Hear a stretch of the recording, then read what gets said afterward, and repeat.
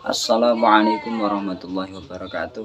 Berjumpa kembali dengan kisah tutor, sahabat-sahabatku dimanapun berada. Semoga Allah senantiasa mencurahkan rahmatnya kepada kita semua. Amin ya rabbal alamin.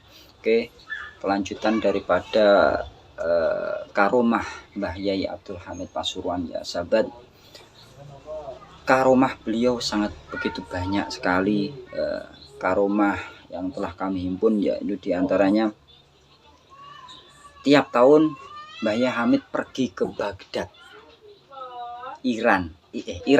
Ya, tiap tahun beliau pergi ke Baghdad, Irak untuk menghadiri haul Syekh Abdul Qadir Al-Jailani. Luar biasa. Lah, hal ini tidak ada yang tahu. Terbongkarnya atau kisahnya begini. Diceritakan oleh beliau Kiai Haji Masyhudi dari Sanan Kulon Blitar ya sahabat. Waktu itu Mbah Yai Masyhadi itu menjalankan ibadah haji. Nah, pada waktu di Masjidil Haram beliau bertemu dengan Syekh Hasan. Syekh Hasan ini ternyata orang Baghdad, Irak ya. Setelah berbincang-bincang, karena wong sama-sama alim, beliau bisa berbahasa Arab ya, saling nyambung. Nah, akhirnya Syekh Hasan ini bertanya, mengerti bahwa Yai Masyhadi ini dari Indonesia, akhirnya apakah Anda kenal dengan yang namanya Yai Abdul Hamid? Nah, seperti itu. Oh, langsung saja kaget. Duh, jenengan kok kenal? Anda kok kenal dengan Yai Hamid? Itu adalah guru kami yang sangat masyhur, yang sangat mulia. Loh, akhirnya kan berbincang-bincang, loh, jenengan kok kenal? Pripun ceritane pripun? Nah, akhirnya Syekh Hasan menceritakan bahwa Yai Abdul Hamid itu setiap tahun datang ke Baghdad untuk menghadiri haul Syekh Abdul Qadir Jailani dan selalu menginap di rumah saya. Begitu. Maka dari itu saya kenal betul dengan beliau. Titip salam pada beliau. Akhirnya kaget sekali. Nah, setelah singkat cerita, setelah pulang dari Mekah, Yai Mas Hadi tadi, Yai Mas Hudi atau Mas Hadi ya, Yai Mas Hadi akhirnya ingin menyampaikan salamnya kepada Mbah Yai Abdul Hamid. Belum sampai masuk di luar ini sudah disambut oleh Mbah Yai Abdul Hamid. Ya, ngerti kedatangan beliau. Ya, salamnya dengan berbisik. Salamnya wis tak tompo ya. Salamnya tak tompo. Jangan bilang siapa-siapa. Jangan bilang siapa-siapa. Jadi subhanallah, itulah wali Allah sahabat. Oke, kita lanjutkan. Karomah beliau adalah sudah wafat tapi masih membangun pesantren. Luar biasa. Ini salah satu kisah yang mendebarkan, yang seakan-akan akal tidak menerima sahabat. Kisahnya begini. Jadi di suatu tempat desa tentunya kan ada tokoh masyarakat yang dipercayakan, dan secara singkat ceritanya begini. Di daerah Klaten ya, di desa Klaten dan daerah Klaten itu ada tokoh masyarakat yang kedatangan tamu. Nah, ternyata tamu ini adalah Yai Hamid. Nah, terus akhirnya memohon izin untuk berdakwah syiar Islam di daerah situ. Akhirnya di musola, di masjid dengan jamaah ngaji sidik, dan terus akhirnya majelis taklim yang beliau pimpin ini bertambah jamaahnya dan semakin banyak sekali ya, bertambah. Akhirnya tidak muat, akhirnya membangunlah sebuah pondok pesantren dengan harapan supaya nanti putra-putra jamaah ini mondok ngaji di situ. Akhirnya membangun pesantren.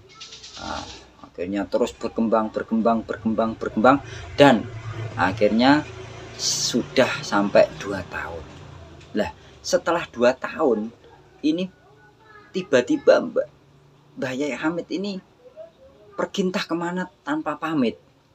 Semuanya diserahkan kepada tokoh pemuka agama di situ. Ya, diserahkan setelah setelah itu baru Yai Hamid tanpa kabar, dan suatu ketika tokoh ini ingin atau menjadi piye ya jenenge, lek wong ditinggal kan kebingungan atau penasaran di mana sebenarnya Yai Hamid sampai saat ini kok nggak ada kabarnya, nggak kesini lagi. Ya, akhirnya dia terbesit bahwa dulu pernah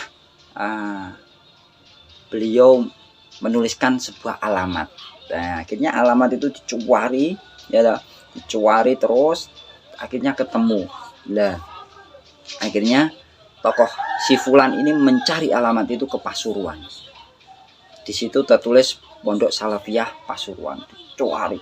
Akhirnya sampai Pasuruan mondar-mandir pontang-panting mencari alamat tersebut, dan akhirnya sampailah di pondok pesantren itu, dan akhirnya sowan dipinarake kali santri. Dan di situ ternyata yang menemui adalah Yai Idris Hamid, yang mana beliau adalah putra daripada Mbah Yai Abdul Hamid.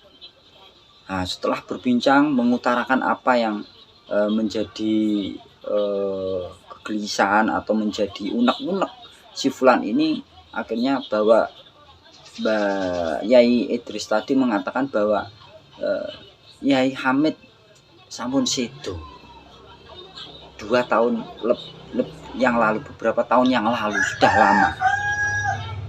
Akhirnya si Fulan kan tidak percaya loh. Wow, masa baru 2 tahunan iki loh. Intinya merasa shock dan tidak percaya loh.